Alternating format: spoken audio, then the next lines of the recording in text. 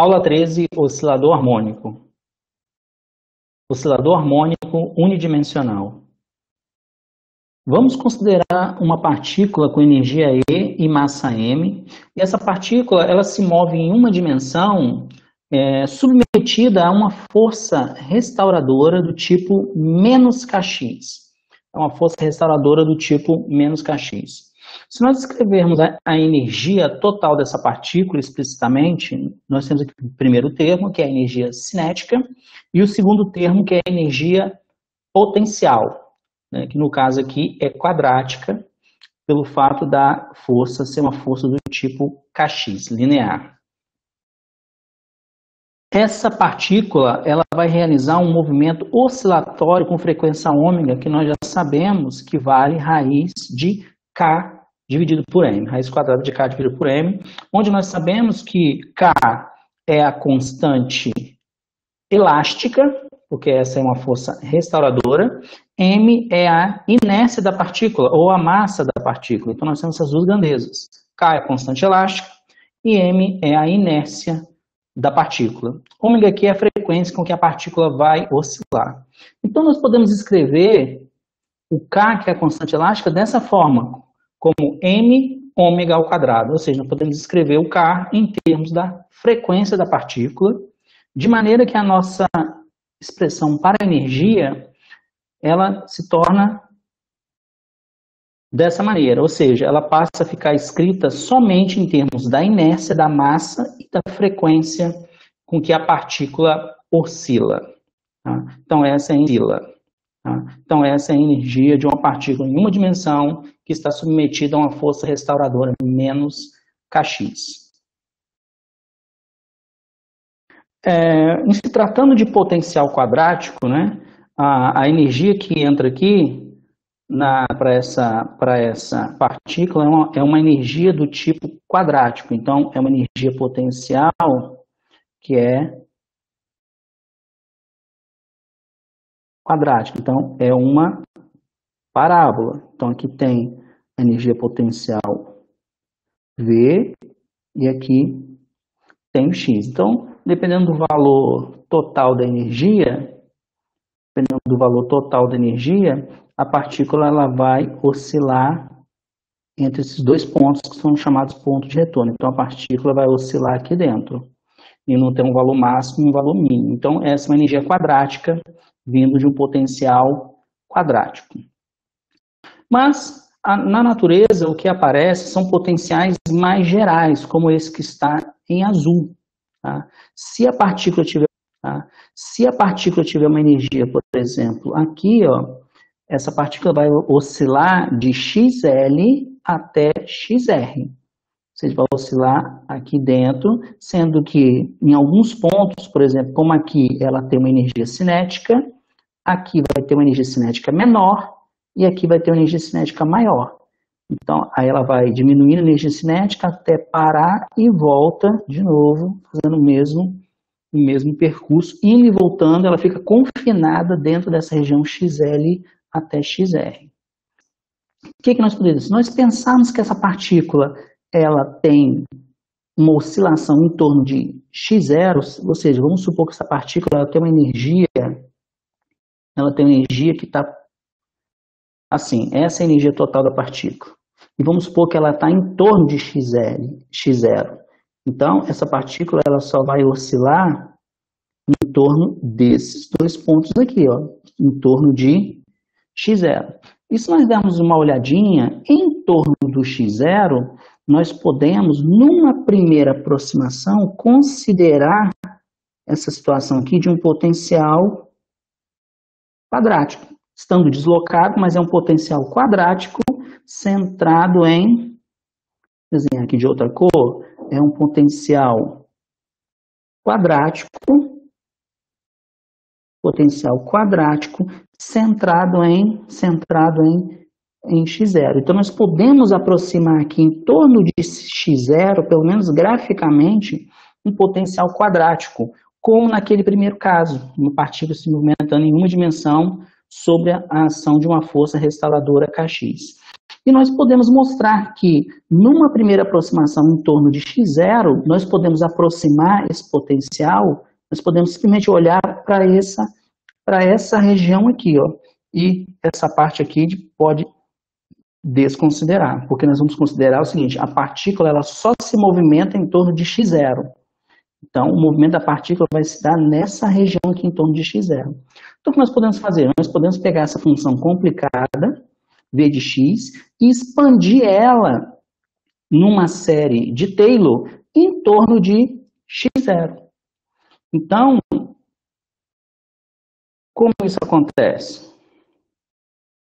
Então, nós pegamos nosso potencial complicado e vamos expandir em torno de x0, né, numa série de Taylor. Então, fica dessa forma: x menos x0, derivada primeira, x menos x0 ao quadrado, derivada segunda, tomada no x0, e aqui os termos de ordem cúbica, tá, que nós não vamos explicitar.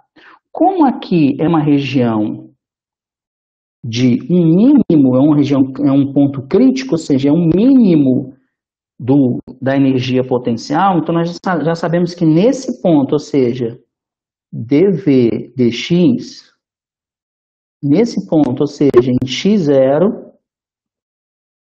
é igual a zero, porque aqui é um mínimo da energia potencial. Então nós temos que esse primeiro termo aqui, ó, ele dá zero. Então, quem resta na minha expansão? V de x está aqui, o V de x0, como está aqui V de x0, e sobra o termo quadrático, que é meio de x menos x0 ao quadrado, derivada segunda da energia potencial em relação a x, tomado no x0. Os termos de ordem cúbica nós vamos desprezar porque eles são muito pequenos. Então, nós temos o quê? Que numa primeira aproximação, o meu potencial V de x, ele é quadrático no x. Aqui tem x menos x0, mas ele é quadrático no x.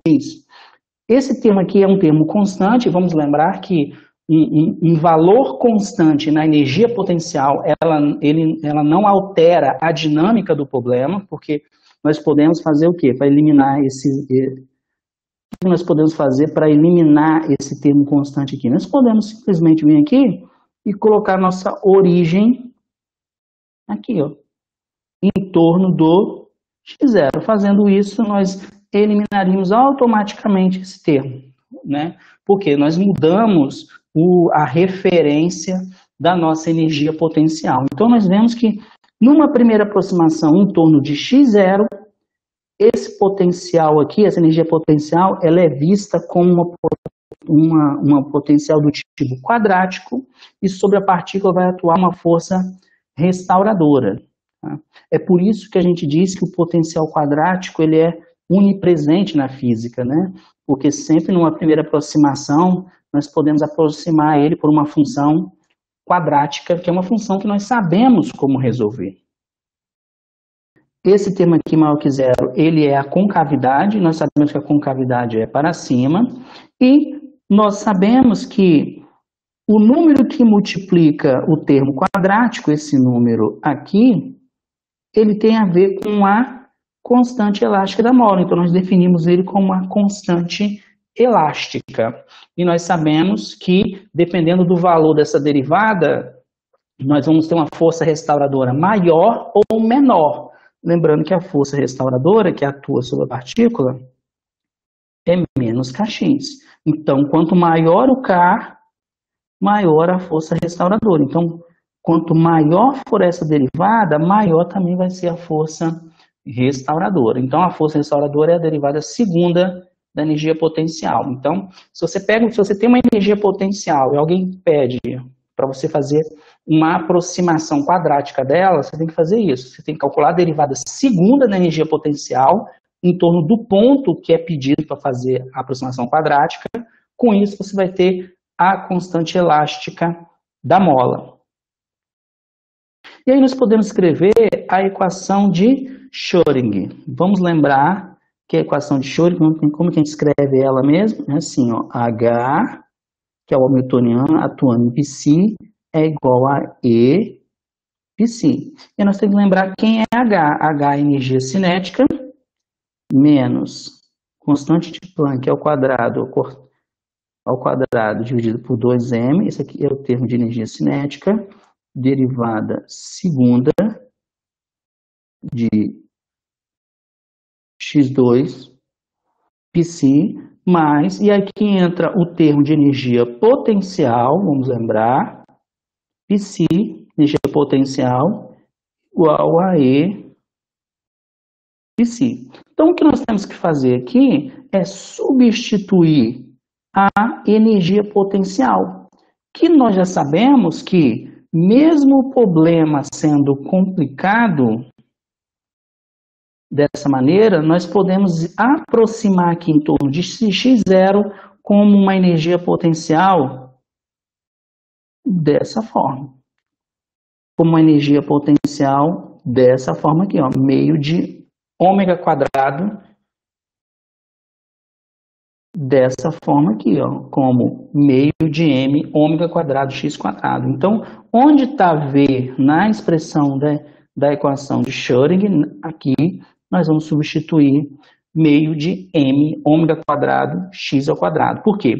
Porque agora nós vamos resolver o problema específico de uma partícula que está se movimentando em uma dimensão e está sob a ação de uma força restauradora menos kx. Ou seja, em outras palavras, vamos resolver o problema de uma partícula que está submetida a uma energia potencial que é igual a meio de m ômega quadrado x quadrado, ou meio de kx quadrado.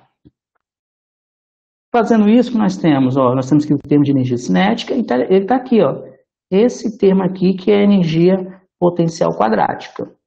Isso tudo é igual a quê? A energia total psi. Então, o que nós temos que fazer? O nosso trabalho é encontrar essas psis, resolver a equação de Schrödinger, é encontrar essas psis. Por quê? A partir das psis, das funções de onda, nós vamos ter os autoestados de energia. E com os autoestados de energia, nós podemos calcular os valores médios dos operadores, valor médio da energia, valor médio do momento e por aí vai. Essa expressão tem muita constante aqui, tem a massa, tem a H cortado, que é a constante de Planck, a frequência ômega. Então, nós vamos fazer primeiro uma substituição de variável. Vamos trocar o x por x chapéu, onde a relação entre um e outro é que um tem um fator de escala aqui, que é raiz de m ômega dividido por h. Fazendo isso e substituindo na expressão acima, nós vamos trocar tudo que for x na expressão acima por x chapéu. Com isso, nós chegamos nessa expressão de baixo, ó. Um cálculo, uma substituição simples, nós chegamos na equação de baixo, onde na equação de baixo já não tem mais não tem mais a massa da partícula, não aparece a massa da partícula, porque ela foi colocada dentro da variável x chapéu. Mas aparece aqui h cortado ômega, h cortado ômega. E nós sabemos que h cortado ômega tem dimensão de energia. Então, o que a gente pode fazer? Nós podemos dividir toda essa equação por h cortado ômega. Fazendo isso, o E vai ficar dividido por h cortado ômega.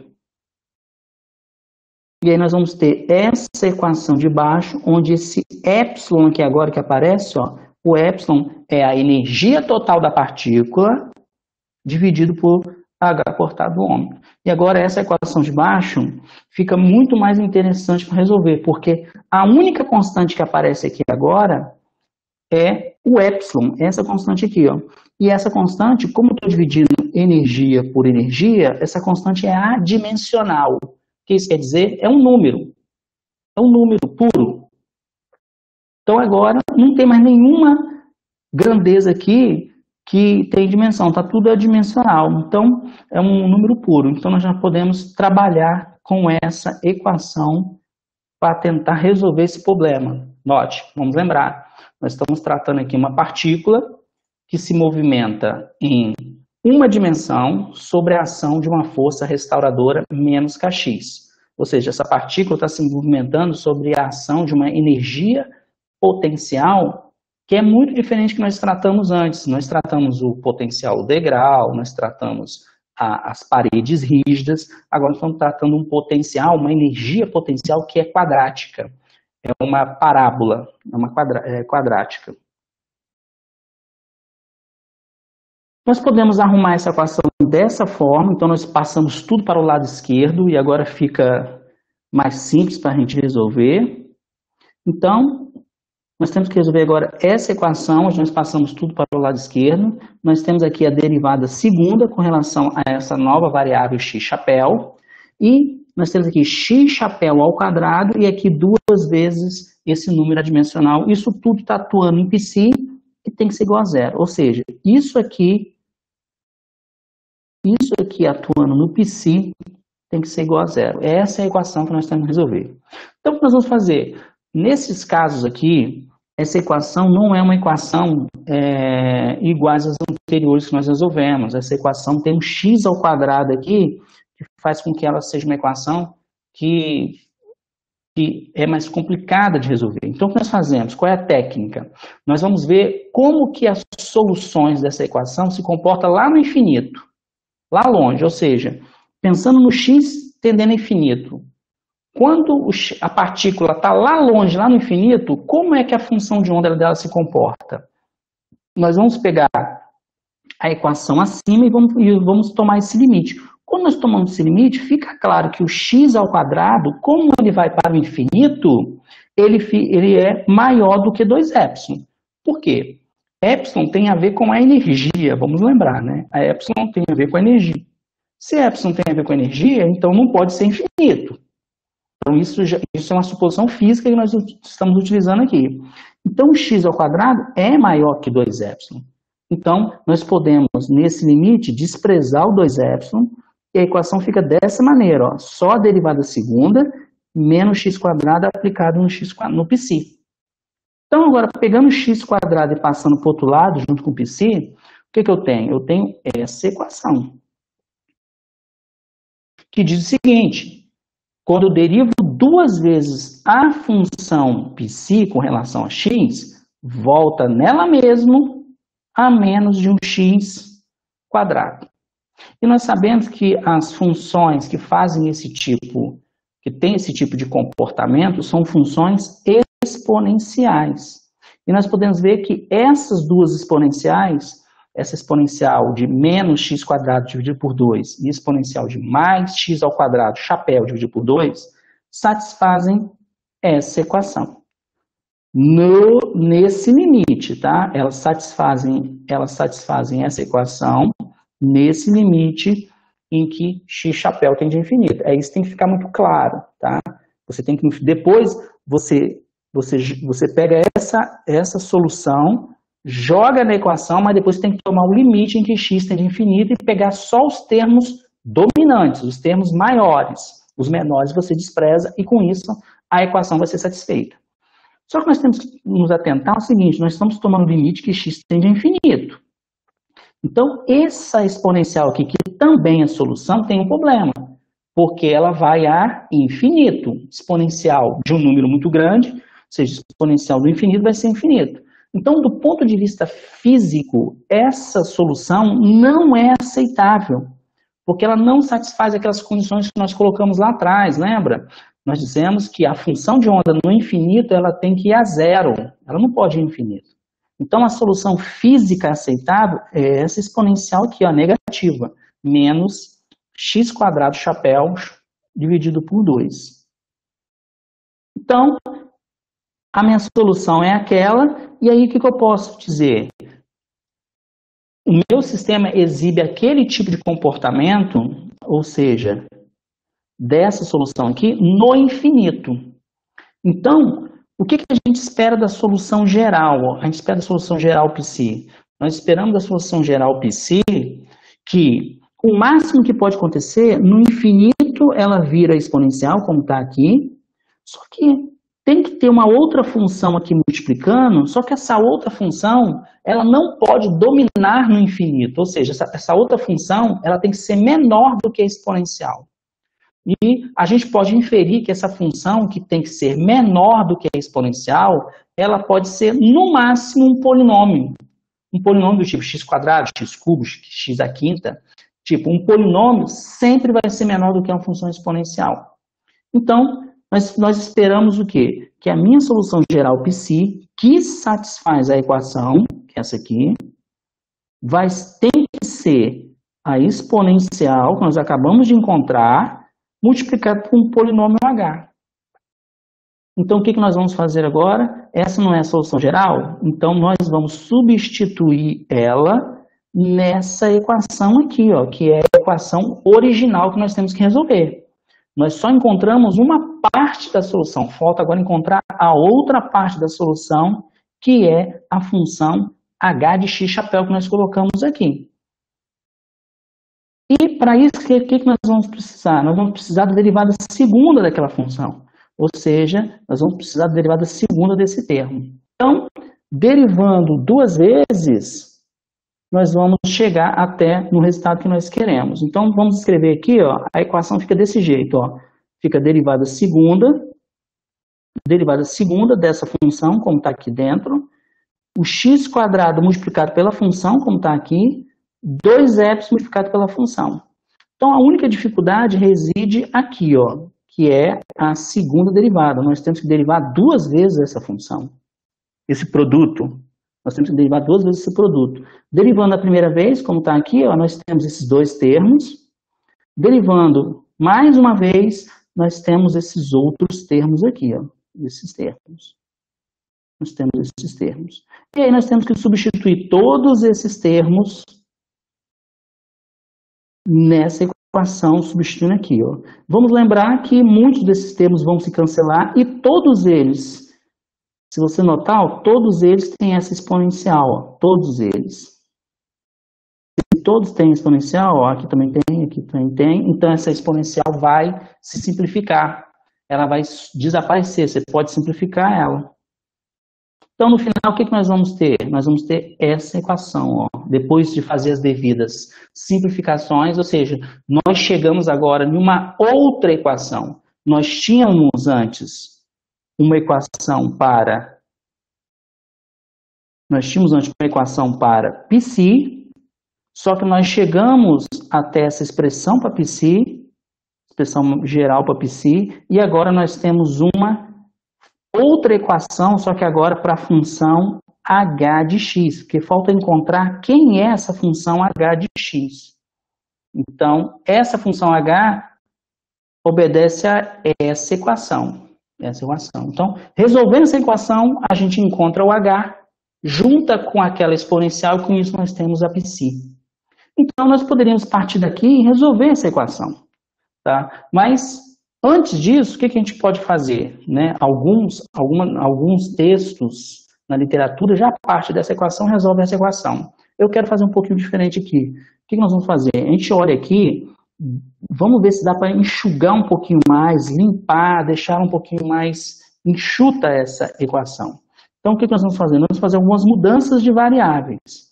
Eu vou pegar o h minúsculo e vou escrever ele como h grande dividido por 2. E o x chapéu eu vou escrever como x barra dividido por raiz de 2. Então, fazendo essas modificações nessa equação, nós chegamos nessa aqui, ó. Tudo bem? Nós chegamos nessa equação, ou seja, derivada segunda da função h grande, menos x barra dh dx, e agora h de x barra. E nós temos aqui esse número. Isso aqui é um número. Por quê? O epsilon é um número adimensional que nós já tínhamos definido lá atrás, né? Vamos lembrar que epsilon é igual à energia total da partícula que está se movimentando sob a ação de uma força restauradora, dividido por h cortado ômega. Então, o epsilon é um número adimensional. E aí, essa equação fica muito interessante, tá? Essa equação ficou, os números que tinham aqui multiplicando desapareceram. Essa equação, ela tem um nome, nós chamamos ela de equação diferencial de Hermite, tá? Essa anterior também se chama equação diferencial de Hermite, tá? As duas se chamam equação diferencial de Hermite. Só que o que é mais interessante nessa segunda equação aqui é que fica muito claro aqui se esse número que aparece ali, que é o único, se ele for um número inteiro n, ou seja, esse número aqui, ó, 2 epsilon menos 1 dividido por 2. Se esse número for um número inteiro, N, número inteiro que eu digo, pode ser 0, 1, 2, 3, inteiro, ou seja, ele não pode ser meio, 3 meio, 5 meio, tem que ser inteiro, inteiro. 0, 1, 2, 3, inteiro positivo, né?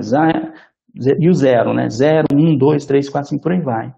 Acontece uma coisa muito interessante. Quando isso é verdade, essa equação se escreve dessa maneira, com os devidos n's, ou seja, n igual a 0 nós temos uma equação, n igual a 1 nós temos outra equação, n igual a 2 outra e por aí vai. Essa equação é chamada equação diferencial de Hermite. E quando isso acontece, essa equação ela possui uma solução exata. Então, quando esse n é um número inteiro, essa equação de Hermite possui uma solução exata, ou seja, nós conseguimos resolver, encontrar a função de onda para essa partícula, mesmo o potencial sendo um potencial quadrático, ou um potencial que parece ser complicado. E resolvendo, olha só que interessante, igualando a n, que é um número inteiro, o que nós temos?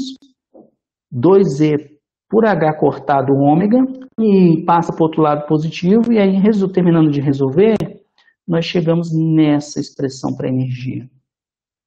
Então, nós encontramos as energias possíveis da partícula sem precisar resolver a equação diferencial. Por isso que esse caminho é muito interessante. A gente já obtém algum resultado sem precisar obter a solução da equação diferencial. E para cada valor de n, eu tenho uma energia diferente. Então, por exemplo, para n igual a 0, quanto vale a energia? E0 é igual a meio de h cortado ômega. Então, com essa energia, a partícula seria descrita por uma equação que aqui vale 0. Então, seria só a primeira parte. A energia, por exemplo, E1, quanto ficaria a energia E1? Para n igual a 1, seria 1 mais meio, 3 meios. 3 meios de h cortado ômega. A partícula com essa energia seria descrita por qual função de onda? Seria descrita por uma função de onda que aqui vale 1. E por aí vai, a gente poderia ir fazendo essas inferências, né? O E2, o E3.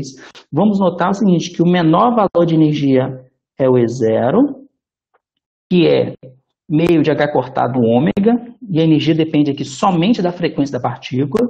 E vamos notar que de E1 para E2 para E3,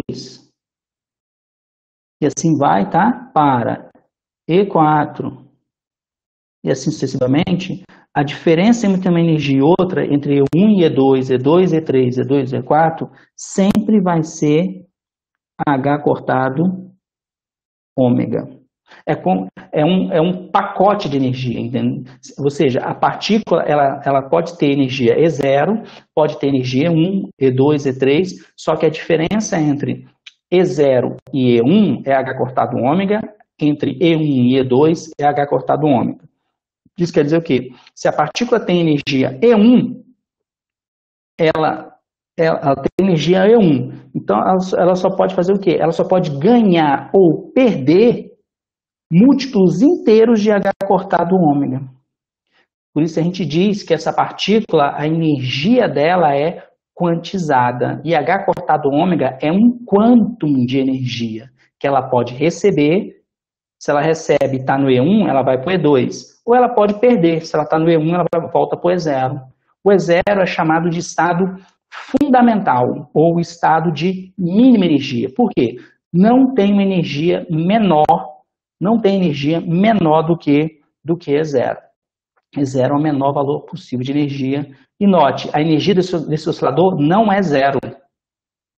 A menor energia desse oscilador é E0, e não é 0, é meio de H cortado ômega. Esse é o menor valor de energia desse oscilador.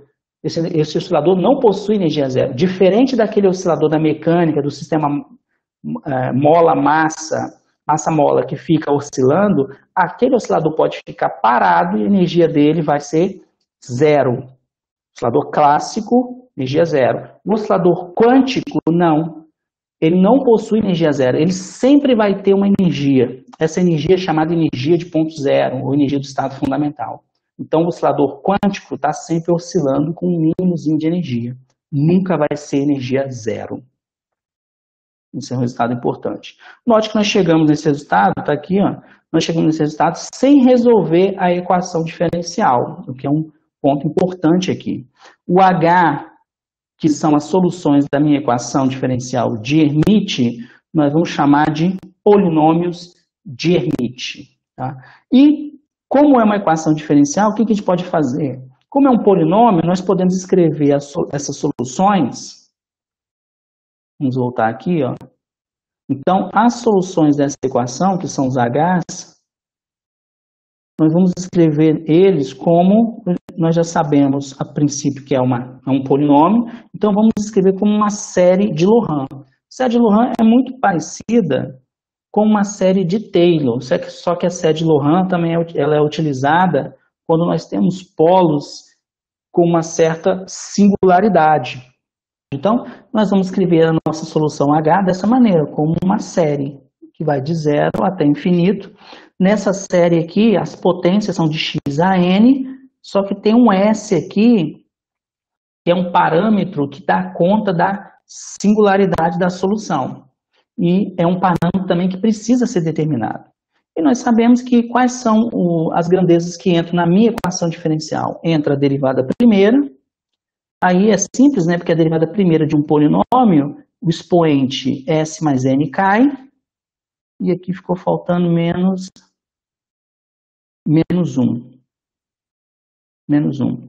A derivada segunda, aí S menos 1 cai e fica menos 2. S menos 2. E agora basta a gente substituir, né?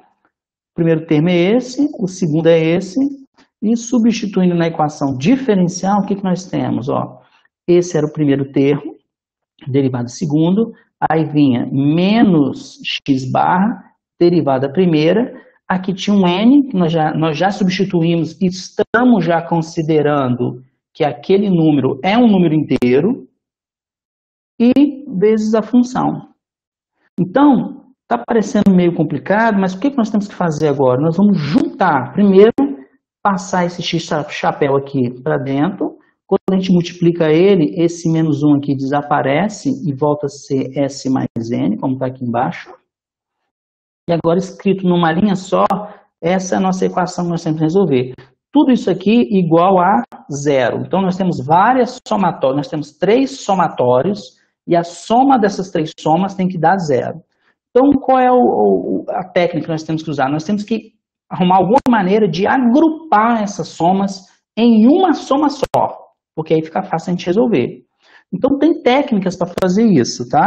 Primeiro, o que nós podemos fazer? Olha só, as potências de x aqui estão diferentes. Então, nós temos que primeiro igualar as potências de x. Então, primeiro, nós vamos trabalhar com quem? Essa potência de x está diferente das outras duas. Então, nós temos que arrumar ela primeiro. Nós temos que transformar ela, fazer ela parecer igual a essas aqui. Como que vai fazer isso? Vamos escrever ela aqui, ó, só aquela soma, tá vendo? Ela está aqui. O que nós vamos fazer? Nós vamos pegar n menos 2 e vamos igualar isso a um m de Maria. Como está aqui, tá vendo? Agora ficou parecido. Ficou parecido com as outras somas. Só que nós temos que fazer essa troca, né? Eu tenho que trocar em tudo. Então, aonde tem n de navio aqui, eu tenho que trocar para m de Maria. Então, n vai ser igual a quem? É só fazer uma álgebra simples aqui, ó. N vai ser igual a m de Maria mais 2. Então, aonde tem n, eu vou trocar por m mais 2. No caso aqui, n menos 1 dá m mais 1. Então, é assim que a gente faz.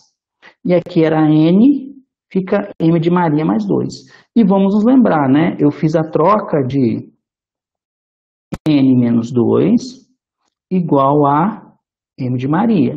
Então, quando o n for 0, quanto vale o m de Maria? M de Maria vale menos 2. Então a soma não começa no zero mais, agora a soma começa no N de Maria igual a menos 2. Mas o que eu queria, eu consegui fazer, ó. A minha potência do x agora é S mais N. E aí, como o M de Maria é um termo de soma, é que nem quando nós fazemos uma troca de variável na integral, né? A gente muda a variável de integração. Nós podemos, com isso, voltar para o N de navio novamente, porque não importa, ela vai ser somada, é uma variável que a gente chama de variável muda, ela vai ser somada e vai desaparecer. Então, eu posso voltar para N novamente. Então, escrevendo agora esse termo na nossa equação diferencial, fica dessa maneira. Ó. Nós voltamos agora para a equação diferencial e a potência de x, tá vendo? Agora sim, voltou a ser o que a gente precisa. Dá agora para a gente juntar essas três somas. Só que para juntar ainda está faltando uma coisa, olha só. Aqui a soma começa em 0, aqui em 0, só que aqui não começa em 0, começa em menos 2. Então, é menos 2, menos 1 e depois o 0. Então, como que a gente acerta isso? A gente vem aqui nessa soma e abre ela.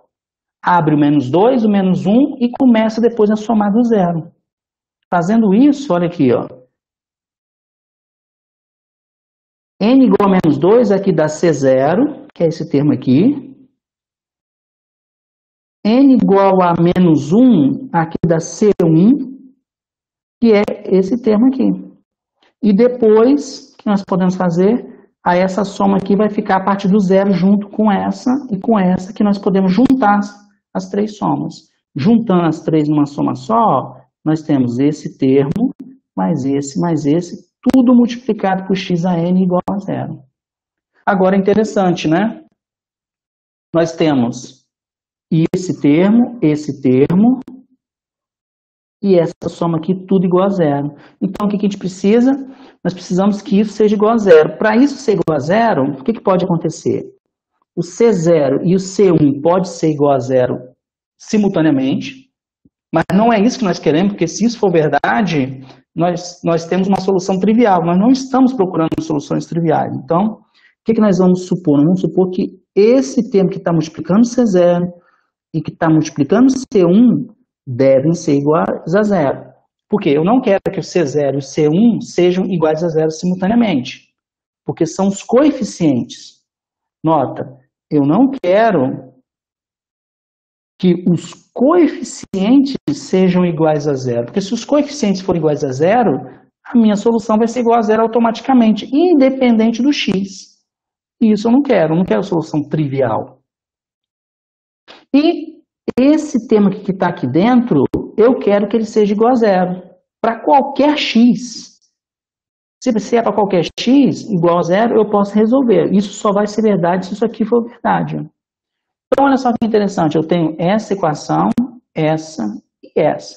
Note que, para chegar nessa equação, eu peguei esse termo aqui dentro e igualei ele a 0 e resolvi para Cn mais 2. Então, aqui eu tenho Cn mais 2 em termos do Cn. Ou seja, o C2 fica em termos do C0, o C4 em termos do C2, o C3 em termos do C1, o C5 em termos do C3 e por aí vai.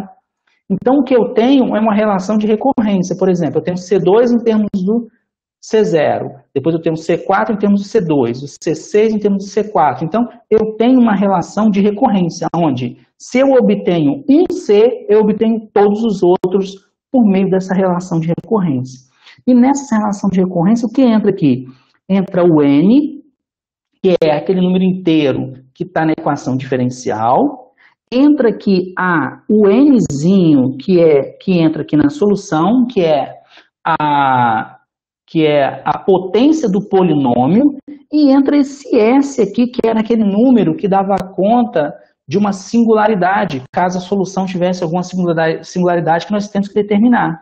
Só que esse S está também nessas duas equações. Ó. Isso, se nós dermos uma olhada rápida, S igual a 0 resolve as duas equações automaticamente. Então, uma outra informação importante que nós temos é a seguinte, né? O potencial, ele é quadrático. Se ele é quadrático, ele é um potencial, uma energia potencial que é par. E nós já aprendemos que uma energia potencial par, que é descrita dessa forma, x de menos x é igual a x, ou seja, ela é par, possui uma paridade bem definida, as soluções para a equação, as funções de onda psi, elas também vão ter paridade bem definida. Então, ou elas vão ser pares, ou elas vão ser ímpares. Uma coisa ou outra. Então, por exemplo, ó, pegando o caso S igual a zero, que nós já sabemos que é S igual a zero, se você pega um C1 arbitrário, um C1 igual a zero, vamos fazer exatamente C1 igual a zero, e o C0 arbitrário, o que nós vamos ter? Nós vamos ter C0, o C1 é igual a zero, nós vamos ter C2, C3 é igual a zero, vamos ter C4 e por aí vai, C0, C2, C4, C6, nós vamos ter só expoentes pares, ou seja, a nossa série vai ser assim, ó, H é igual a C0 mais C2 x barra ao quadrado mais, aí vem o próximo par, tá? C4 x barra a quarta e por aí vai, todos os pares.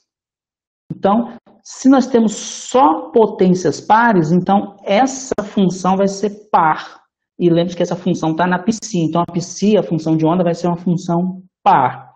Se nós pegarmos o caso de baixo, que é S igual a zero, que nós já sabemos, e fazermos C0 igual a zero e C1 arbitrário, o que nós vamos ter? O nosso H vai ser assim, ó.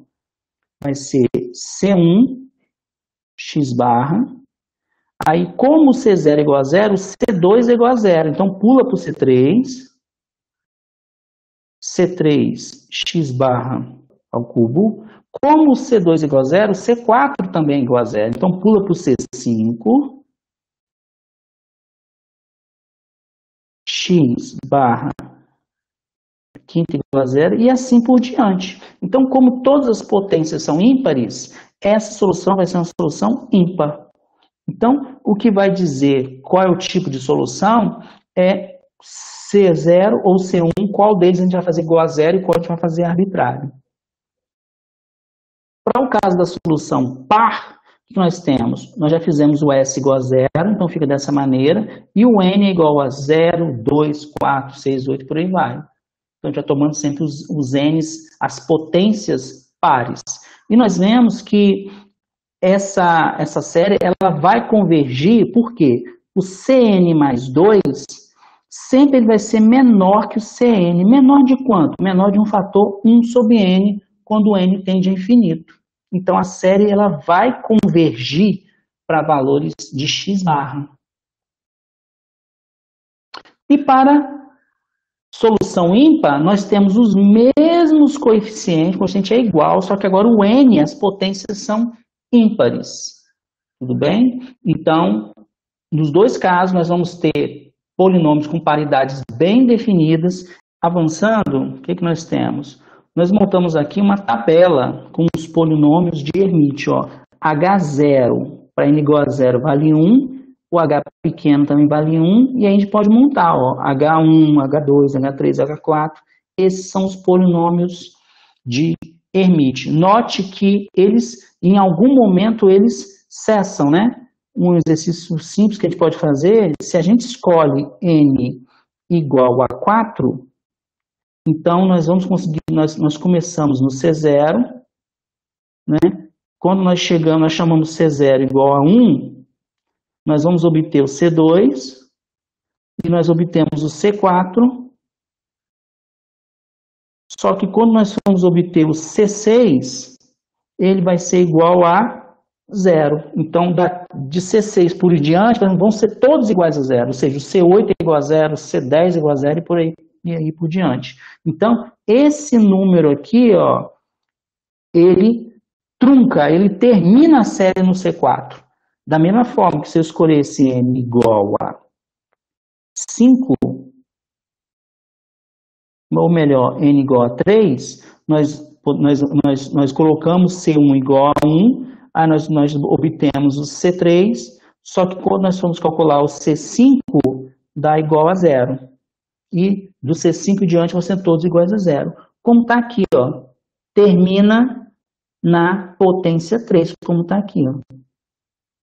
Então, esse número, que é um número que aparece na energia, que é um número quântico, ele determina a ordem do polinômio. E ele está aqui, ó.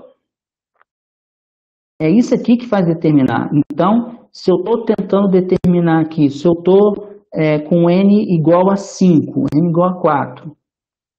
Então, esse nzinho aqui, ó, ele começa no 0, depois vai para o 2, depois vai para o 4. Então, fica 4 menos 4. Então, quando ele for 4, aqui fica 4. Então, 4 mais 2 é 6. Então, nós tiramos que o C6 é igual a 4 menos 4, 0. Então, daí por diante, todos os Cs vão ser igual a 0. Então, esse número que está aqui, ele trunca a série, ele não deixa que a série se estenda até o infinito. Então, essa é a tabela com alguns dos polinômios, né? Isso aqui vai até o infinito. Voltando agora à equação de Schrödinger, que nós temos a nossa psi, quem ela vai ser? Ela vai ser a nossa função h multiplicado por aquela exponencial. Por aquela exponencial, está aqui. Além disso, vamos nos lembrar, né, que tem aqui o termo que envolve a energia. Vamos escrever aqui no slide anterior, a minha função psi pequena, só de x, ela era h exponencial de menos x chapéu ao quadrado dividido por 2. Mas vamos lembrar que a psi completa, que envolve inclusive o tempo, ela é a psi de x multiplicado por E menos I energia multiplicado pelo tempo dividido por H cortado. Então, aqui entra a energia e nós calculamos a energia. Né? Vamos lembrar que a energia era N mais meio H cortado, sendo que o H cortado simplifica com esse H cortado que está aqui embaixo. Então, nós temos que a expressão completa fica dessa forma. Essa é a nossa função de onda para uma partícula que se move em uma dimensão sob a ação de uma força restauradora, ou seja, a partícula oscila em torno de um ponto de equilíbrio e o N aqui designa a energia que essa partícula vai ter. Se N for igual a 0, essa partícula está no estado fundamental. A energia dela é o menor valor de energia possível. Se N for igual a 1, ela está no primeiro estado excitado. Se N for igual a 2, ela está no segundo estado excitado e aí por diante. Tá? Nós podemos saber, como nós não sabemos, né, esses são os autoestados de energia. Lembra que nós aprendemos que um autoestado de energia é um estado ou um autoestado que tem uma energia muito bem definida. Então, as energias dessa partícula são muito bem definidas. Então, para cada N aqui, eu tenho um autoestado, porque eu tenho uma energia. E qual é a solução geral? Nós já aprendemos que a solução geral, qual é? É uma combinação linear de todos os autoestados. Por isso que é importante nós encontrarmos os autoestados, porque a solução geral da partícula, você não pode dizer que a partícula tem energia meio de H cortado ômega, ou 3 meios de H cortado ômega. Nós não sabemos, até que nós façamos uma medida, nós não podemos dizer qual é a energia da partícula. Então, o que a gente faz? Nós fazemos uma superposição de todas as energias possíveis. Então, nós colocamos aqui a soma sobre todas as energias possíveis e já voltamos da variável x chapéu para a variável x, como está aqui. Ó. Então, essa é a solução geral de uma partícula que está submetido a uma força restauradora do tipo menos kx, ou seja, um potencial quadrático. Nós chamamos esse sistema de um oscilador harmônico unidimensional quantizado ou quântico. Tá? E a partir dessa função de onda, nós podemos tirar todas as grandezas do sistema, como energia e por aí vai. Escrevendo a energia do estado fundamental, π0, nós temos essa função, onde nós sabemos que H0 vale 1, então é 1 vezes essa exponencial. E para normalizar essa função, lembre-se que nós temos que trabalhar com funções normalizadas. Vamos lembrar que nós temos que fazer π0, integrar de menos até mais infinito e igualar isso a 1. Com isso a gente consegue obter quanto vale essa função a zero. Fazendo isso, a gente obtém esse valor aqui para a nossa constante a zero. M ômega πh cortada elevado a 1/4. Substituindo na expressão, então nós temos essa expressão para o estado fundamental do oscilador harmônico unidimensional, com as devidas constantes e totalmente completo. Essa é a solução completa do estado fundamental. Se você quer encontrar para o primeiro estado citado ou para o segundo, tem que fazer o mesmo procedimento, normalizar a função de onda. Então, conhecida a π, nós podemos calcular as propriedades do oscilador harmônico quântico, porque é para isso que serve a π. A π quadrado, elas são as probabilidades. Um resultado rápido que a gente pode obter é o valor médio de x. O valor de médio de x, por exemplo, ele vai dizer onde está essa partícula. Onde, na média, a gente pode encontrar essa partícula, qual é o local, na média, ela vai se encontrar. Então, fazendo isso, π da H, tem um x aqui no meio, é assim que a gente calcula o valor médio, né? Então, como é que fica esse valor médio? Fica o valor da grandeza multiplicado por π quadrado, que é a probabilidade. Então, nós podemos escrever assim, probabilidade. E, rapidamente, a gente identifica uma coisa muito interessante. X é uma função ímpar, e essa probabilidade é uma função par. E nós sabemos que uma função ímpar vezes uma função par continua sendo ímpar. E uma função ímpar integrada no intervalo simétrico vai dar zero. Então, o valor médio de x é igual a zero. Era o que nós deveríamos esperar fisicamente, né? Porque se a partícula está oscilando em torno do zero, então o valor médio dela, se você tira, ela vai para x negativos, depois x positivo. X negativos, x positivo, sempre passando pelo zero. Então o valor médio dela de x é o zero. É o zero. Então, para terminar, nós temos que fazer algumas considerações sobre o oscilador harmônico quântico. O oscilador harmônico ele é muito importante na física, porque ele aparece em várias situações. O potencial, por mais complicado que ele seja, ele pode sempre, numa primeira aproximação, ser aproximado por um potencial quadrático. E potencial quadrático é uma força restauradora do tipo menos kx. Então, toda essa solução que nós obtivemos aqui vale para esse contexto. E uma outra observação extremamente importante é que esse oscilador harmônico é um dos poucos casos que nós conseguimos resolver exatamente, sem precisar fazer nenhum tipo de aproximação do tipo métodos perturbativos. Ou seja, ele é um caso dentro da mecânica quântica que a gente consegue resolver algebricamente, ou seja, exatamente. A maioria dos outros nós precisamos usar métodos aproximativos para encontrar a solução. Aqui nós temos alguns exemplos das funções de onda. Aqui nós temos a π0, né? Nós temos a π0, a parte dependente do espaço dela, espacial. Aqui nós temos a probabilidade, que seria módulo de π ao quadrado. Isso aqui é do estado fundamental, ou seja, n igual a zero, tá? N igual a zero. Então, a probabilidade maior de encontrar a partícula aqui no zero, no estado fundamental. Lembrando que a energia do oscilador quântico nunca é zero. Sempre o menor valor possível de energia é meio de H cortado ômega, onde ômega é a frequência de oscilação da partícula. O primeiro estado excitado, n igual a 1, olha aqui, ó, já é um pouquinho diferente. Tem dois picos aqui e essa aqui agora é a probabilidade. Ó. Essas são as probabilidades. Então, onde a probabilidade é maior, existe mais chance de ser encontrada a partícula. Para n igual a 2, que é o segundo estado excitado, nós temos também a função de onda e a probabilidade. N igual a 3, nós também temos a função de onda e as probabilidades, tá vendo? À medida que eu vou aumentando a energia, as oscilações vão aumentando e a função de onda, ela vai caindo, aqui tá parecendo que é zero, mas ela vai caindo bem devagar, né? Porque lembra, tem um termo que é assim, né?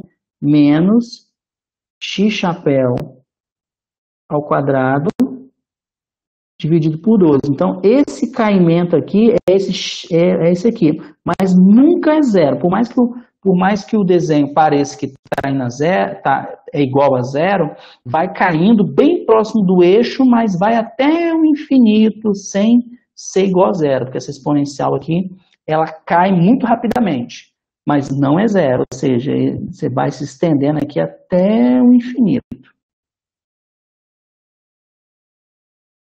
O mesmo aqui, ó, de novo, né, vai se estendendo até o infinito, que não é zero, aqui mais oscilações. À medida que a energia vai aumentando, vão tendo mais oscilações, né?